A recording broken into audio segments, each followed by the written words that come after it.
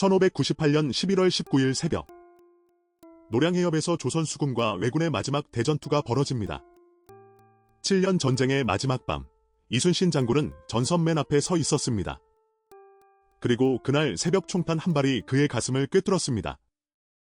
이순신은 23전 23승의 전략가였습니다.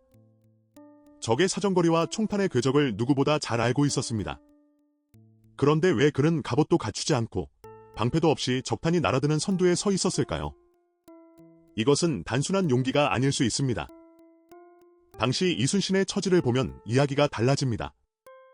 선조 임금은 이순신을 2번이나 투옥시켰습니다. 모함으로 사형 직전까지 몰렸고 어머니는 그 충격으로 세상을 떠났습니다. 전쟁이 끝나면 자신을 기다리는 것이 무엇인지 이순신은 알고 있었을 것입니다. 일부 역사학자들은 이순신이 의도적으로 죽음을 선택했다는 주장을 제기합니다. 임진왜란이 끝나면 가장 강력한 권력을 가진 무인이 될 이순신은 선조의 눈엔 가장 위험한 존재였습니다. 왕과 공신의 갈등은 역사가 증명하듯 언제나 비극으로 끝났습니다. 실제로 임진왜란 이후 살아남은 공신들의 운명을 보면 섬뜩합니다. 권율 장군은 냉대받았고 원균은 이미 전사했습니다. 이순신만큼 백성의 신망을 받은 장수가 살아 돌아왔다면 선조는 과연 그를 그대로 뒀을까요? 노량해전 당시 이순신의 조카 이분이 남긴 기록에는 이런 대목이 있습니다. 장군은 싸움이 한창일 때 갑옷을 벗고 뱃머리에 나섰다. 곁에 있던 이들이 말렸지만 장군은 듣지 않았다. 이것이 실수였을까요?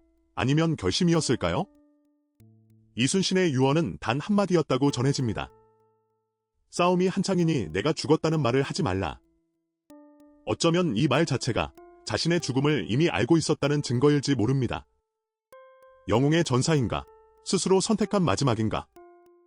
그 답은 400년이 지난 지금도 노량 바다 위에 잠겨 있습니다. 당시 노량해전에 함께 참전한 명나라 제독 진린의 기록도 의미심장합니다. 진린은 전투 전날 밤 이순신이 평소와 달리 조용히 하늘을 바라보았다고 적었습니다. 죽음을 앞둔 자의 고요함이었는지, 전투를 앞둔 집중이었는지, 진린 자신도 판단하지 못했다고 썼습니다.